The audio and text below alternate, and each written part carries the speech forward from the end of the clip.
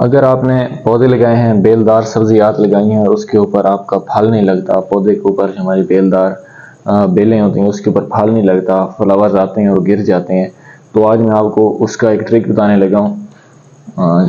जैसे सिंपली हम लोग कहते हैं 1G 2G 3G and 4G। तो सबसे पहले तो इन चीज़ों का कंसेप्ट आपके पास क्लियर होना चाहिए कि जी होता क्या है, 1G क्या होता है, 2G क्या होता है, 3G क्या होता है और 4G क्या होता है। ये जी से मुराद जनरेशन है, ये पहली generation, second generation, third generation और ये फोर्थ जनरेशन। तो जिस टाइम हमारी ये एक स्केच बनाया हुआ है, ये समझ लें कि हमारे पास ये कद्दू की एक बेल है। तो जिस टाइम हमारी ये यहाँ से इसकी जर्मिनेशन स्टार्ट होती है, तो जिस टाइम हमारी बेल कम से कम 6 से 7 पत्तों के ऊपर जाती है, तो जो पहले वाले पत्ते होते हैं आपने उनको कुछ नहीं कहना। ये जो इसकी पहली एक देख सकते हैं एक शाख जा रही है यहाँ तक, ये इसकी फर्स्ट जनरेशन है।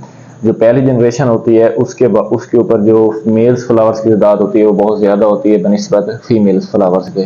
तो इसके ऊपर जितने भी फ्लावर्स आएंगे, यहाँ पे फ्लावर आएगा, यहाँ पर आएगा, यहाँ पर आएगा, तो सारे तकरीबन मोस्टली जो होंगे वो मेल फ्लावर्स होंगे।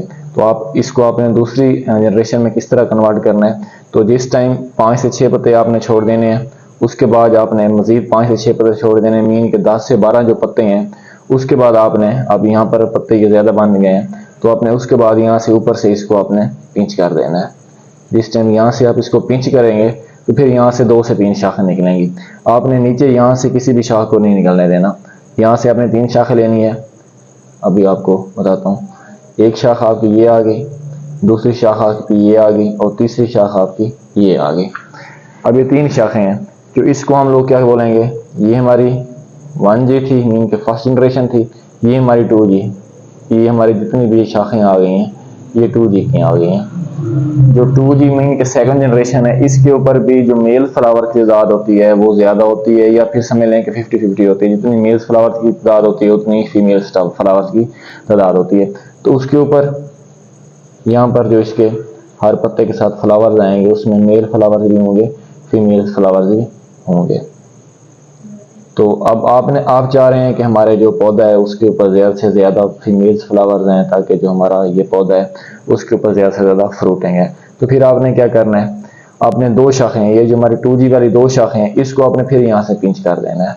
ठीक है, इसको भी पिंच करेंगे, इसको भी, ये दोनों शाखों को आपने पिंच कर देना है और इस शाख को आपने रहने देना है। रहने की क्या वजह है वो भी आपको बताता हूँ। अगर आप लोग पिंच करना चाहें तो भी कर सकते हैं, दोनों आपको वजह बताता हूँ। ये पत्ते आप देख सकते हैं। अब इसको हम लोग अगर पिंच करते हैं तो यहाँ से मजीद हमारी 2 से 3 शाखें निकलेंगी, इधर से एक और निकलेगी।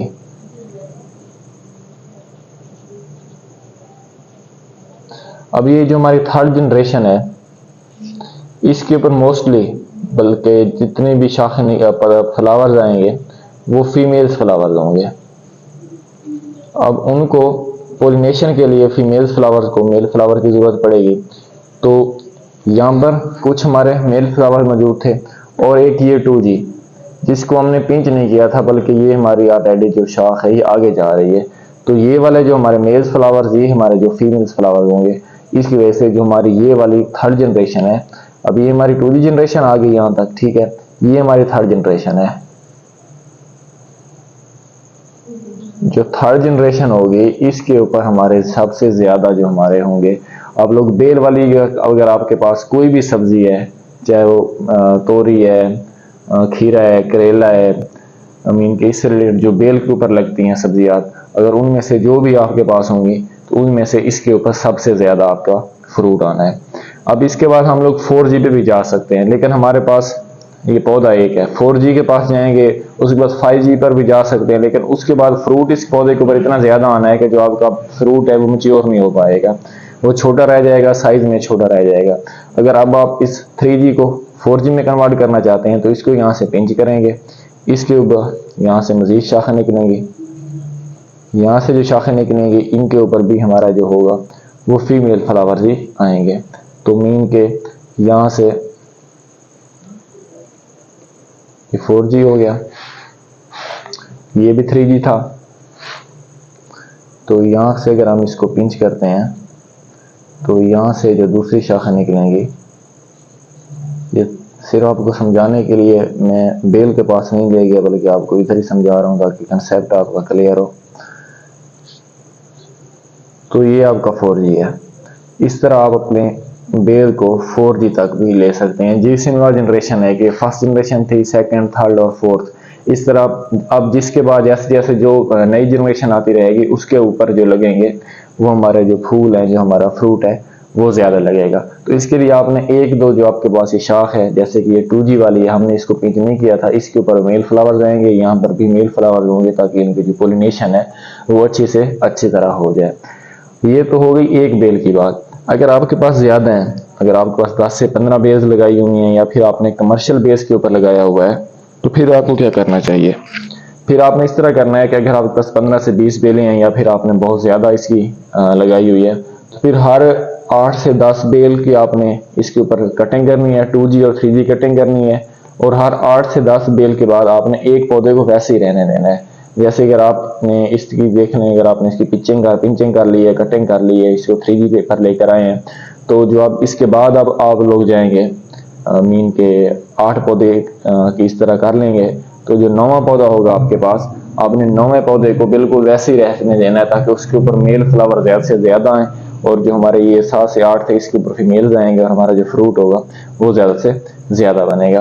तो इस तरह आप लोग हर 7 से 8 पौधे के वक्त के बाद इस तरह एक पौधे को छोड़ देंगे, तो आपकी जो पोलिनेशन है आपके प्लांट्स की वो ज़्यादा से ज़्यादा होगी। उम्मीद है कि ये कंसेप्ट आपको क्लियर हो गया होगा। अगर इस वीडियो से related 1G, 2G, 3G, 4G cutting क्या होती है, इसके क्या फ़वाइद हैं, इस वीडियो से रिलेटेड अगर आपको कोई भी सवाल है तो आप लोग लाजमी पूछें। इंशाल्लाह मुलाकात होती है बहुत जल्द एक नई वीडियो के साथ। इजाज़त दीजिए। अल्लाह हाफिज़।